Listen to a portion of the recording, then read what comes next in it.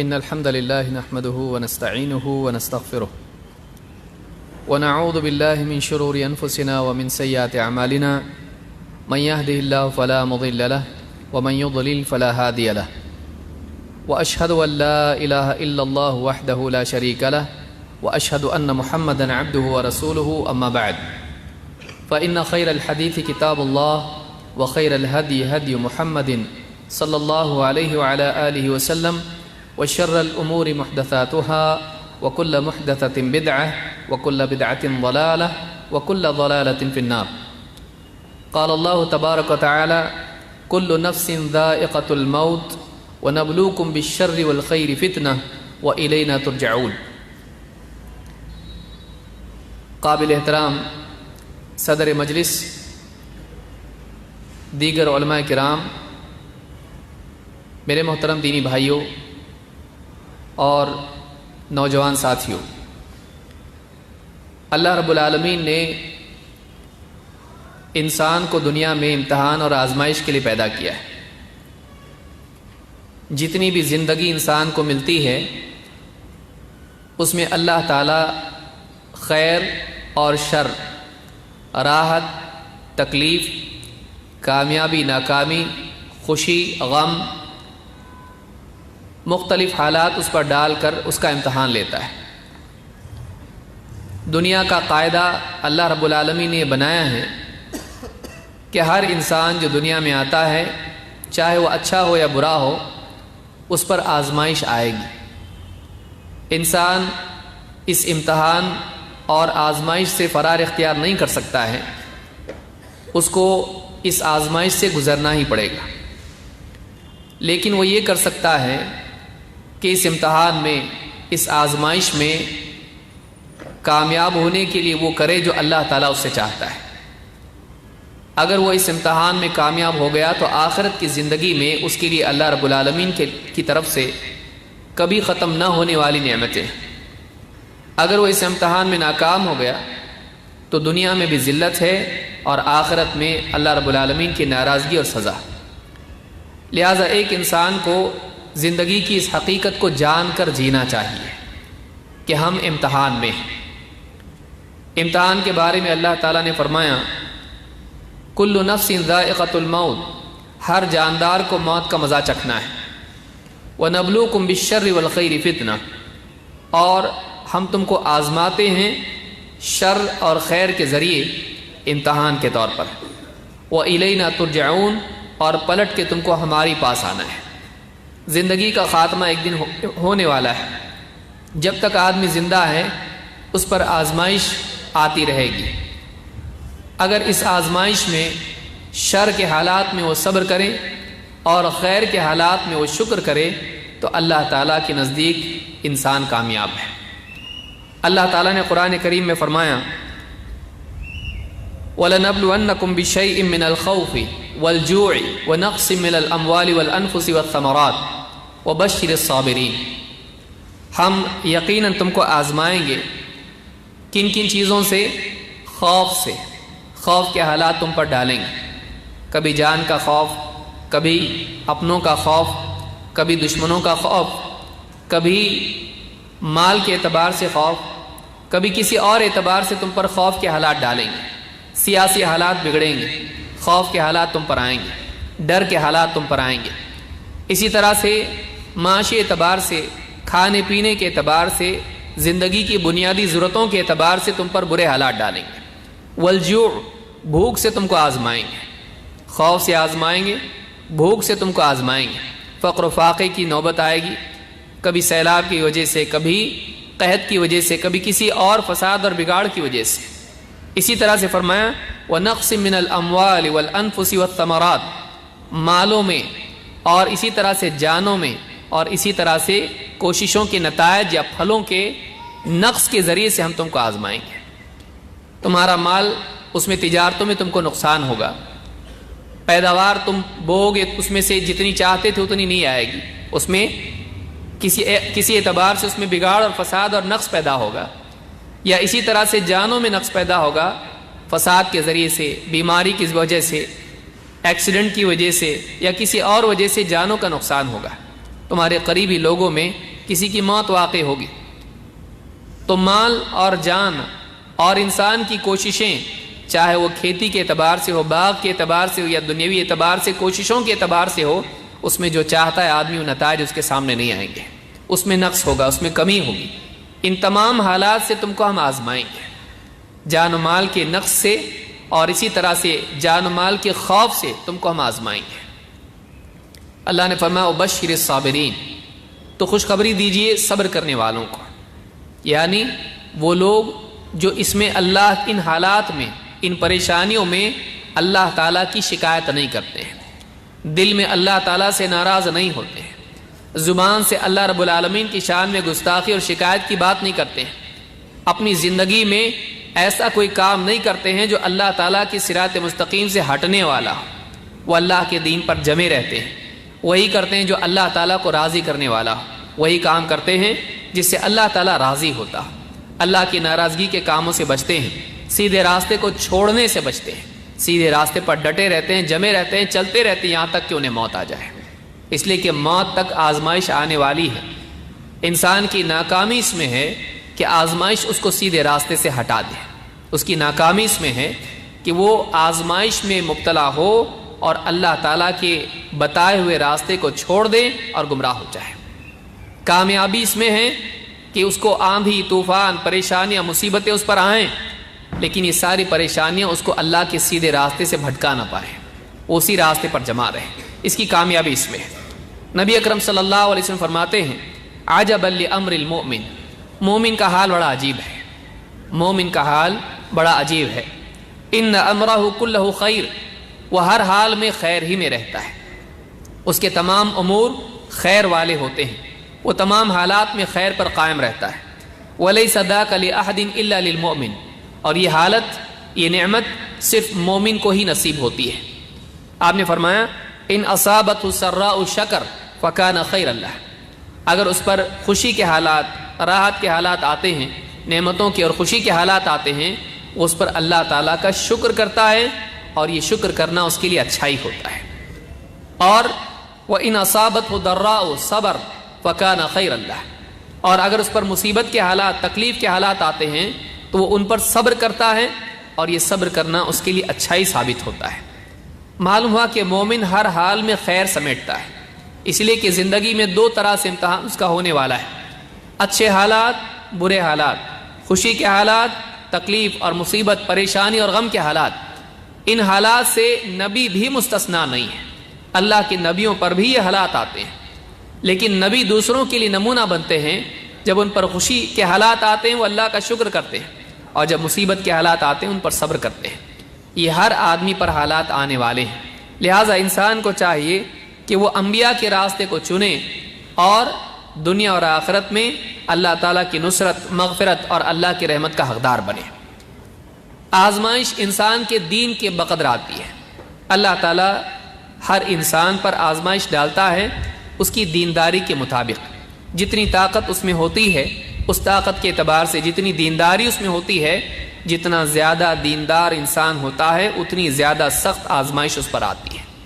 نبی اکرم صلی اللہ علیہ وسلم صحابی ہیں سعد رضی اللہ عنہ فرماتے ہیں قلت یا رسول اللہ ای الناس اشد بلاء، میں نے اللہ کے نبی صلی اللہ علیہ وسلم سے پوچھا اے اللہ کے رسول، لوگوں میں سب سے زیادہ بلائیں کس پر آتی ہیں؟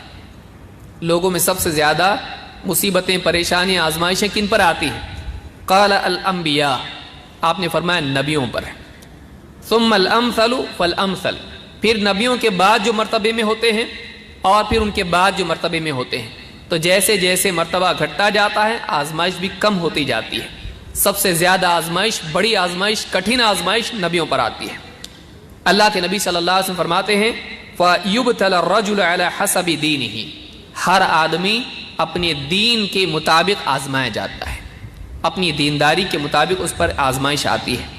فَإِن كَانَ دِينُهُ صُلْبًا اشْتَدَّ بَلَاؤُهُ، آدمی کا دین اگر پختہ ہو اس کی بلا بھی، اس کی آزمائش بھی اتنی زیادہ سخت ہوتی ہے۔ وَإِن كَانَ فِي دِينِهِ رِقَّةٌ ابتلی علی حسب دینہ، اور آدمی کے دین میں تھوڑی نرمی ہو، کمزوری ہو، تو اس کی بلا، اس کی آزمائش بھی اس کی دینداری کے مطابق ہی ہوتی ہے۔ اس حدیث کو امام البخاری اور اسی طرح سے امام احمد، نسائی اور ابن ماجہ نے روایت کیا ہے۔ اس حدیث سے ایک بات معلوم ہوتی ہے کہ انسان جتنا دیندار ہوتا ہے اس کی آزمائش، اس پر آنے والی مصیبتیں، اس کا امتحان اتنا زیادہ سخت ہوتا ہے۔ دنیا میں انسان بعض اوقات مصیبتیں آتی ہیں تو اللہ سے بدگمان ہوتا ہے کہ میں دیندار ہوں، میں دین پر چل رہا ہوں، پھر آزمائش کیوں آ رہی ہے؟ گناہ گار لوگ دنیا میں دندناتے پھر رہے ہیں، دنیا میں جو لوگ دین سے دور ہیں، جو لوگ گمراہیوں میں، برائیوں میں، خرافات میں مبتلا ہیں، یہ لوگ دنیا کے عیش سمیٹ رہے ہیں، اور میں نماز پڑھتا ہوں، اللہ تعالیٰ کی توحید کا اہتمام کرتا ہوں، اللہ کے حکموں کی پابندی کرتا ہوں، حلال و حرام کی تمیز کرتا ہوں، نبی اکرم صلی اللہ علیہ وسلم کی سنتوں کی پابندی کرتا ہوں، اس کے باوجود میری زندگی میں فقر و فاقہ، بیماری، مصیبتیں، پریشانیاں اور لوگوں اور رشتہ داروں اور اپنے اقربا سے بھی مصیبتیں آتی ہیں، میں پریشان کیوں؟ آدمی اس کا جواب تلاش کرنے کی کوشش کرتا ہے عقل کے راستے سے۔ اس کو چاہیے کہ وہ نبوی تعلیمات کی روشنی میں اس کا جواب معلوم کرے۔ اللہ تعالیٰ اس آدمی پر زیادہ مصیبتیں ڈالتا ہے جو دیندار ہوتا ہے، بلکہ نبی اکرم صلی اللہ علیہ وسلم کی ایک حدیث سے معلوم ہوتا ہے کہ نبی اکرم صلی اللہ علیہ وسلم کی محبت، آپ صلی اللہ علیہ وسلم سے محبت انسان کی زندگی میں جتنی زیادہ شدید ہوتی ہے، بلائیں اس پر اتنی زیادہ آتی ہیں۔ نبی اکرم صلی اللہ علیہ وسلم فرماتے ہیں ان البلایا اسرع الى من يحبني من السیل الى منتہا، بلائیں، مصیبتیں، آزمائشیں اس آدمی پر جو مجھ سے محبت رکھتا ہے ایسی تیزی سے آتی ہیں جیسے ڈھلان کی طرف پانی آتا ہے۔ ڈھلان ہوتی ہے، آپ اس پر پانی ڈال دیں، پانی تیزی کے ساتھ نیچے کی طرف جاتا ہے۔ تو بلائیں اس آدمی پر جو نبی اکرم صلی اللہ علیہ وسلم سے واقعی محبت کرتا ہے اس پر ایسے ہی ڈھلان کی طرف جیسے پانی جاتا ہے ویسے اس پر آتی ہے۔ یہ ایک اچھی علامت ہوتی انسان کے لیے جاننے کے لیے کہ وہ واقعی خیر پر ہے، اس لیے کہ بلائیں اس پر زیادہ آتی ہیں۔ اس کے دل میں اللہ اور اس کے رسول کی محبت ہے، اس کی زندگی میں دینداری ہے، اس پر آزمائش آئے گی۔ آپ قرآن کریم کا مطالعہ کیجئے، آپ سلف کے احوال کو آپ دیکھیے، اللہ کی طرف سے ان پر بلائیں آئیں، مصیبتیں آئیں۔ اب آدمی ان کے بارے میں یہ نہیں سوچ سکتا کہ ان پر مصیبتیں کیوں آئیں۔ اچھے لوگوں پر مصیبتیں دنیا میں آتی ہیں، کیوں آتی ہیں اس کا جواب بھی جاننا ضروری ہے۔ آزمائش دنیا میں کیوں آتی ہے؟ کئی اسباب اس کے ہیں۔ پہلا سبب یہ ہے کہ دنیا میں آزمائش آتی ہے جس سے انسان کے ایمان کا، اس کی دینداری کا امتحان ہوتا ہے۔ آدمی واقعی مومن ہے؟ نہیں ہے۔ اللہ پر واقعی توکل کرنے والا ہے؟ نہیں ہے۔ اللہ اور اس کے رسول سے واقعی اس کی زندگی میں محبت پختہ اور شدید ہے، ان کے لیے سب کچھ کھونے کے لیے تیار ہے یا نہیں ہے؟ اس کی آزمائش ساری دنیا میں خود اس پر ثابت اور ظاہر کر دیتی ہے کہ واقعی وہ کہاں ہے، اس کا مرتبہ، اس کا مقام کہاں ہے۔ دعویٰ ہر آدمی کر سکتا ہے، لیکن اس آدمی کی زندگی خود ثابت کرتی ہے کہ اس کے اندر کیا چھپا ہوا ہے۔ آزمائشیں انسان کے باطن کو ظاہر میں لے آتی ہیں۔ اللہ تعالیٰ قرآن کریم میں فرماتا ہے احسب الناس ان یترکوا ان یقولوا آمنا وهم لا یفتنون، کیا لوگوں نے یہ سمجھ لیا ہے، کیا لوگ اس گمان میں پڑے ہوئے ہیں، کیا لوگ اس بھرم میں ہیں کہ وہ بس اتنا کہنے پر چھوڑ دیے جائیں گے کہ ہم ایمان لے آئے، کلمے کا اقرار، ایمان کا اقرار کر کے وہ چھوٹ جائیں گے؟ کیا وہ یہ سمجھتے ہیں کیا انہیں آزمایا نہیں جائے گا؟ وَهُمْ لَا يُفْتَنُونَ، کیا وہ اس گمان میں ہے کہ ان کا دنیا میں امتحان نہیں ہوگا؟ اللہ تعالیٰ فرماتا ہے وَلَقَدْ فَتَنَّ الَّذِينَ مِن قَبْلِهِمْ، ان کو نہیں بلکہ ان سے پہلوں کو بھی ہم نے آزمایا ہے۔ یہ اللہ تعالیٰ کی دائمی سنت ہے، یہ اللہ تعالیٰ کا قاعدہ اور قانون ہے کہ دنیا میں جو بھی آئے گا اس کو آزمایا جائے گا، چاہے وہ ایمان کا اقرار کرے یا نہ کرے، اس پر امتحان اور آزمائش کے حالات اور لمحات آئیں گے۔ وَلَقَدْ فَتَنَّ الَّذِينَ مِن قَبْلِهِمْ فَلَيَعْلَمَنَّ اللَّهُ الَّذِينَ صَدَقُوا وَلَيَعْلَمَنَّ الْكَاذِبِينَ، تو اللہ تعالیٰ بھی دیکھ لے گا کہ کون ہے جو سچے ہیں اور کون ہے جو جھوٹے ہیں۔ اللہ تعالیٰ دیکھ لے گا کہ کون سچے ہیں، کون جھوٹے ہیں۔ امتحان سچوں کو اور جھوٹوں کو الگ کر دیتا ہے۔ دعویٰ کرنا بہت آسان ہے، اللہ کے لیے ہم سب کچھ قربان کرنے کے لیے تیار ہیں، اللہ کی ہم سچی محبت کرتے ہیں، رسول کا دامن نہیں چھوڑیں گے، رسول سے سچی محبت ہم کو ہے، ہر آدمی دعوے کرتا ہے۔ لیکن اس کی زندگی میں جب آزمائشیں آتی ہیں، ایمان کا امتحان ہوتا ہے، اتباع سنت کا امتحان ہوتا ہے، توحید کا امتحان ہوتا ہے، اس امتحان میں یا تو وہ کامیاب ہوتا ہے یا پھر ناکام ہوتا ہے۔ وہ امتحان ثابت کر دیتا ہے کہ کہ واقعی اندر کتنی توحید ہے، واقعی اندر کتنی اتباع سنت کے جذبات ہیں۔ تو پہلی چیز یہ معلوم ہوئی قرآن کریم کی روشنی میں، سورہ العنکبوت کی آیات ہیں، ان میں اللہ تعالیٰ نے بتلایا کہ اللہ تعالیٰ آزماتا ہے اور اس آزمائش کے نتیجے میں انسان سچا یا جھوٹا ثابت ہو جاتا ہے۔ سچا یا جھوٹا اپنے دعوے میں۔ قُلْ هَاتُوا بُرْهَانَكُمْ إِن كُنتُمْ صَادِقِينَ، اگر تم سچے تو اپنی دلیل لاؤ۔ انسان کی زندگی اس کے دعوے کی دلیل ہوتی ہے، لہٰذا اس کا آزمائش میں فیل ہو جانا اس کے جھوٹے ہونے کو ثابت کرتا ہے، اور آزمائش میں اس کا کامیاب ہونا اس کے سچے ہونے کو ثابت کرتا ہے۔ نمبر 2، دنیا میں اللہ تعالیٰ کا قاعدہ ہے کہ اہل حق اور اہل باطل کی کشمکش ہمیشہ چلتی رہتی ہے، یہ آزمائش آتی رہتی ہے، حالات بدلتے رہتے ہیں، کبھی سیاسی حالات، کبھی معاشی حالات، کبھی سماجی حالات بدلتے رہتے ہیں۔ اللہ تعالیٰ ان حالات میں اچھے اور بروں میں تمیز کرتا ہے۔ سماجی سطح پر، دعوت کے میدان میں، دین کی نصرت کے اعتبار سے، حق پر قائم رہنے کے اعتبار سے، حق کا ساتھ دینے کے اعتبار سے اللہ تعالیٰ مختلف حالات پیدا کرتا ہے۔ ان حالات میں کون مفاد کی طرف دوڑتے ہیں اور کون معاد کے لیے فکر کرتے ہیں، اللہ تعالیٰ اس کو ظاہر کرتا ہے۔ کن کی زندگی مفاد کے لیے ہے اور کن کی زندگی فائدوں کے لیے اور آخرت کے لیے کن کی زندگی ہے، کون اللہ کے لیے جی رہے ہیں اور کون خلق کے لیے اور کون خالق کے لیے جی رہے ہیں، اللہ تعالیٰ ان حالات میں ثابت کرتا ہے، اور دونوں الگ ہو جاتے ہیں۔ آخرت میں انجام کے طور پر الگ ہوں گے، دنیا میں عمل کے طور پر الگ ہوتے ہیں۔ آخرت میں کیا ہوگا؟ اللہ تعالیٰ فرماتا ہے وَامْتَازُوا الْيَوْمَ أَيُّهَا الْمُجْرِمُونَ، قیامت کے دن اللہ تعالیٰ فرمائے گا اے مجرموں تم آج کے دن الگ ہو جاؤ۔ اس دن انجام کے طور پر اچھے اور برے الگ ہو جائیں گے، وہ یوم الفصل ہے۔ لیکن دنیا میں آزمائش ویسے ہی ہوتی ہے، اور آزمائش اچھے اور بروں کو الگ کر دیتی ہے، چھٹ کے دونوں الگ ہو جاتے ہیں۔ اللہ تعالیٰ فرماتا ہے ما کان اللہ لیذر المؤمنین علی ما انتم علیہ، اللہ تعالیٰ ایسا نہیں کرے گا کہ ایمان والے اور دوسروں کو اسی حال میں باقی رکھے کہ کوئی تفریق ان میں نہ ہو، بلکہ حتی یمیز الخبیث من الطیب، یہاں تک کہ اللہ تعالیٰ خبیث اور طیب کو الگ کرے گا۔ ایمان والوں کو یوں ہی اللہ چھوڑے رکھے ان کے حال پر، ایسا نہیں ہوگا، بلکہ اللہ تعالیٰ کیا کرے گا؟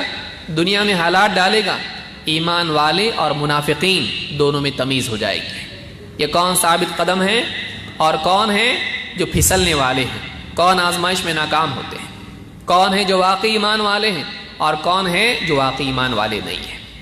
تو اللہ تعالیٰ آزمائشیں ڈالے گا جس سے واقعی ایمان والے اور غیر ایمان والے دونوں الگ ہوں گے، چھٹ کے الگ ہو جائیں گے۔ تو ایسے سماجی حالات اللہ پیدا کرتا ہے کہ اہل حق اور اہل باطل میں تمیز ہوتی ہے، اہل حق اور اہل باطل میں تمیز ہوتی ہے، یہ اللہ تعالیٰ کا قاعدہ ہے۔ یہ سورہ آل عمران میں اللہ نے بتایا ہے۔ تیسری وجہ، تیسرا سبب آزمائش کا کیا ہے؟ تیسرا سبب یہ ہے کہ اللہ تعالیٰ نیک بندوں کو دنیا میں مصیبت اور تکلیف اور آزمائش میں مبتلا کرتا ہے، اور اللہ تعالیٰ ان کے گناہوں سے ان کو پاک کر دیتا ہے۔ اللہ تعالیٰ ان مصیبتوں کو، آزمائشوں کو ان کے لیے مغفرت کا ذریعہ بناتا ہے۔ اللہ کے نبی صلی اللہ علیہ وسلم فرماتے ہیں اذا اراد اللہ بعبدہ الخیر عجل له العقوبۃ فی الدنیا، اللہ تعالیٰ جب کسی بندے کے لیے خیر کا ارادہ کرتا ہے تو دنیا میں اس کی مصیبت اور اس کے عذاب کو آگے پہلے بھیج دیتا ہے، یعنی آخرت میں عذاب دینے کی بجائے اللہ تعالیٰ دنیا میں ہی اس پر مصیبت اور حالات ڈالتا ہے، اور دنیا ہی میں اس کو سزا دے دیتا ہے، اس کی غلطیوں کی، اس کی کوتاہیوں کی، اس کے گناہوں کی۔ وَإِذَا أَرَادَ بِعَبْدِهِ الشَّرَّ أَمْسَكَ عَنْهُ بِذَنبِهِ، لیکن اللہ تعالیٰ جب کسی کے ساتھ شر کا ارادہ کرتا ہے تو اللہ تعالیٰ اس کے گناہوں کی سزا کو روک کر رکھتا ہے، اس کے گناہوں کی سزا دنیا میں اس کو نہیں دیتا ہے۔ حَتَّى يُوَافِيَ بِهِ يَوْمَ الْقِيَامَةِ، یہاں تک کہ اللہ تعالیٰ اس کے گناہوں کی پوری سزا آخرت میں قیامت کے دن دے گا۔ دنیا میں کوئی مصیبت ہی نہیں، دنیا میں کوئی تکلیف نہیں، اللہ تعالیٰ دنیا میں کوئی تکلیف اس پر نہیں ڈالے گا، لیکن اس کے گناہوں کی سزا کو اللہ روک کر رکھتا ہے اور آخرت میں بھرپور سزا اس کو دے گا۔ یہ اس کے لیے برائی ہوتی ہے، کیوں؟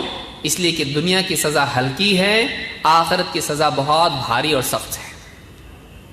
ایک آدمی جو آخرت کو واقعی جانتا ہے دنیا کی تکلیف پر راضی ہو جائے گا جب اس کے ذہن میں یہ بات آئے گی یہ تکلیف آخرت کے بدلے ہے، ایک آدمی مثال کے طور پر اس کے لیے پھانسی کی سزا ہو چکی ہو اور پھر اس کو بلا کر جیلر 2 تھپڑ لگا کہ جاؤ گھر پہ، چھوڑ دیا تم کو، وہ آدمی خوش ہوگا، اس تھپڑ کو اپنے لیے نعمت سمجھے گا۔ کیوں؟ اس لیے کہ چھوٹی مصیبت کو اس نے بڑی مصیبت کے ساتھ جوڑ کے دیکھا۔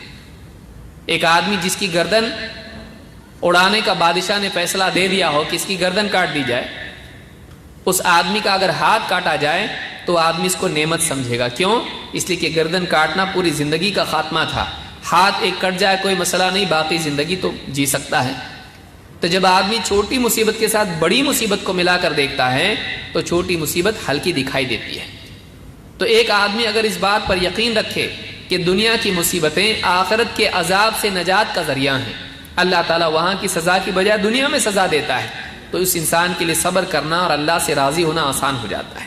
اسی لیے کہا کہ اللہ تعالیٰ جب بندے کے ساتھ خیر کا ارادہ کرتا ہے تو اس کی مصیبت دنیا میں ہی آگے بھیج دیتا ہے۔ اس حدیث کو امام ترمذی، حاکم، طبرانی اور بہقی وغیرہ نے شعب الایمان میں ذکر کیا ہے اور یہ حدیث صحیح ہے۔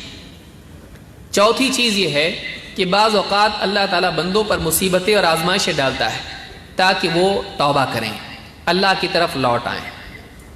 ایک انسان اچھے حالات میں اللہ کو بھول جاتا ہے، اللہ تعالیٰ بندے کے ساتھ جب خیر کا ارادہ کرتا ہے اور چاہتا ہے کہ بندہ واپس لوٹے تو اللہ تعالیٰ ایک اور موقع اس کو دیتا ہے، اس پر مصیبت ڈالتا ہے۔ کیوں؟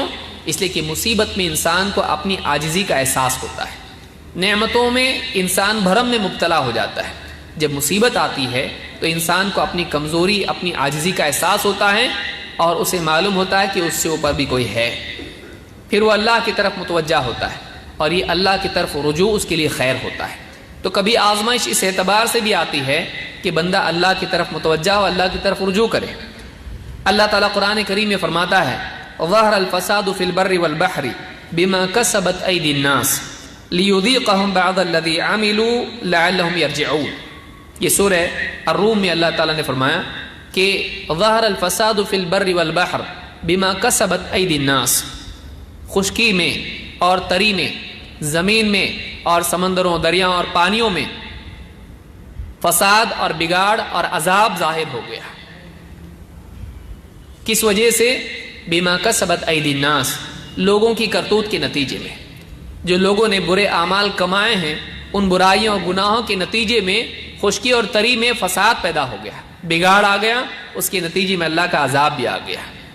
اللہ فرماتا ہے لیذیقہم بعض الذی عملوا، تاکہ اللہ تعالیٰ ان کے بعض اعمال کے بدلے میں دنیا ہی میں ان کی سزا ان کو چکھا دے، لعلہم یرجعون، تاکہ وہ اللہ کی طرف واپس لوٹ آئیں، تاکہ وہ اللہ کی طرف رجوع کریں، توبہ کریں۔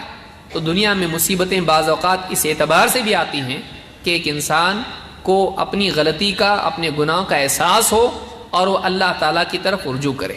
صالحین پر بھی عذاب آتا ہے، دنیا میں مصیبتیں آتی ہیں، تکلیفیں آتی ہیں، لیکن یہ تکلیف ان کے لیے کفارہ بن جاتا ہے گناہوں سے۔ اللہ کے نبی صلی اللہ علیہ وسلم فرماتے ہیں بعض بندے ایسے ہوتے ہیں کہ ان کا ایک مقام ہوتا ہے اور وہ اپنے اعمال کی وجہ سے وہ مقام نہیں پا سکتے ہیں، اللہ تعالیٰ دنیا میں ان پر مصیبت ڈالتا ہے اور ایک کے بعد ایک تکلیفیں آتی رہتی ہیں اور اللہ ان مصیبتوں کے ذریعے سے ان کو اعلیٰ مقام نصیب فرماتا ہے۔ نبی اکرم صلی اللہ علیہ وسلم فرماتے ہیں ان الرجل لیکون له المنزلة عند اللہ فما یبلغها بعمل۔ بعض بندے ایسے ہوتے ہیں کہ اللہ تعالیٰ کے نزدیک ان کا ایک مقام ہوتا ہے جس کو وہ اپنے عمل سے نہیں پا سکتے۔ بعض بندے ایسے ہوتے ہیں ان میں خیر ہوتی ہے لیکن ان کی زندگی میں بعض اعتبار سے کوتاہی ہوتی ہے، لیکن ایمانی دینداری اور صلاح اور خیر خواہی اور اندرونی باطنی اعتبار سے کچھ نہ کچھ خیر ان میں ایسی ہوتی ہے جو اللہ جانتا ہے، لیکن اعمال کے اعتبار سے ان میں کہیں نہ کہیں کمی ہوتی ہے۔ لیکن اللہ تعالیٰ انسان کے باطن کو دیکھتا ہے، اللہ اس کی پوری مجموعی خیر کو دیکھتا ہے۔ ان اللہ لا ينظر الى صورکم واموالکم ولکن ينظر الى قلوبکم واعمالکم، اللہ تعالیٰ دلوں کو بھی دیکھتا ہے اور اعمال کو بھی دیکھتا ہے۔ بعض اوقات انسان اپنے باطن کے اعتبار سے بہت خیر والا ہوتا ہے لیکن بعض اعمال کے اعتبار سے اس میں کوتاہی ہوتی ہے، وہ اپنے عمل سے وہ مقام نہیں پا سکتا جو اللہ کے ہاں اس کا متعین ہے۔ تو کیا ہوتا ہے؟ اللہ کے نبی صلی اللہ علیہ وسلم فرماتے ہیں فَلَا يَزَالُ اللَّهُ يَبْتَلِيهِ بِمَا يَكْرَهُ حَتَّى يُبَلِّغَهُ إِيَّاهَا، اللہ تعالیٰ ایک کے بعد ایک اس پر ایسے حالات ڈالتا ہے جو اس کو پسند نہیں ہوتے ہیں، ایک کے بعد ایک مکروہات، مصیبتیں، پریشانیاں، تکلیفیں اس کے اوپر اللہ تعالیٰ ڈالتا رہتا ہے، ان پر وہ صبر کرتا رہتا ہے، یہاں تک کہ اللہ تعالیٰ اس کو اس مقام تک پہنچا دیتا ہے جو اللہ کے ہاں اس کا متعین ہے۔ تو دنیا میں کبھی کبھی حالات ایسے لوگوں پر بھی آتے جن میں ایک اعتبار سے اچھائی ہوتی ہے اور اللہ تعالیٰ جانتا ہے کہ بندہ اچھا ہے، لیکن کوتاہی بھی اس کے اندر ہے، تو مصیبتیں اللہ اس پر ڈالتا ہے، اور ان مصیبتوں پہ صبر کرنے کی وجہ سے اس کو ایک خاص مقام جو اللہ کے ہاں ہے اللہ تعالیٰ نصیب کرتا ہے۔ اس حدیث کو امام ابن حبان اور حاکم نے روایت کیا ہے، اور شیخ الالبانی نے اس کو حسن کہا ہے۔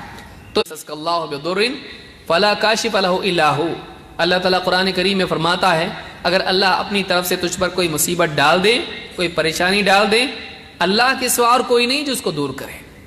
تو ایک مومن مصیبت کے حالات میں اللہ سے ناراض ہو کر کیا یہ سمجھتا ہے کہ کوئی اور ہے جو اس کی مصیبت ہٹانے والا ہے؟ ان حالات میں تو اور زیادہ ضرورت ہے کہ آدمی اللہ سے قریب ہو، اللہ تعالیٰ سے دعائیں کرے۔ یونس علیہ السلام کو آپ دیکھیے، جب مچھلی کے پیٹ میں پھنس گئے تو اس میں اللہ کو پکارا، کیا کہا؟ لا الہ الا انت سبحانک انی کنت من الظالمین، اے اللہ تیرے سوا کوئی نہیں جو عبادت کے لائق ہو، حقیقی معبود تو ہے، تو ہر عیب سے پاک ہے، تیرے کسی فیصلے میں عیب نہیں ہے، تو جو بھی کرتا ہے صحیح کرتا ہے، کبھی غلط نہیں کرتا ہے۔ میں مچھلی کے پیٹ میں پھنسا ہوں، تیرا ظلم نہیں ہے بلکہ تیرا فیصلہ صحیح ہے۔ ماض فی حکمک عدل فی قضاؤک، میری زندگی میں، میرے معاملات میں، میرے تمام امور میں تیرا فیصلہ چلتا ہے، اور تیرے ہر فیصلے میں عدل ہوتا ہے، ظلم نہیں ہوتا ہے۔ ان اللہ لا یظلم مثقال ذرہ، اللہ تعالیٰ ذرہ برابر بھی ظلم نہیں کرتا ہے۔ تو بندے پر جو مصیبتیں آتی ہیں اس میں ظلم نہیں ہوتا ہے، اللہ کا عدل ہوتا ہے، اور بندہ اگر واقعی خیر والا ہے تو اللہ کی طرف سے بھی کوئی نہ کوئی خیر اس میں چھپی ہوئی ہوتی ہے۔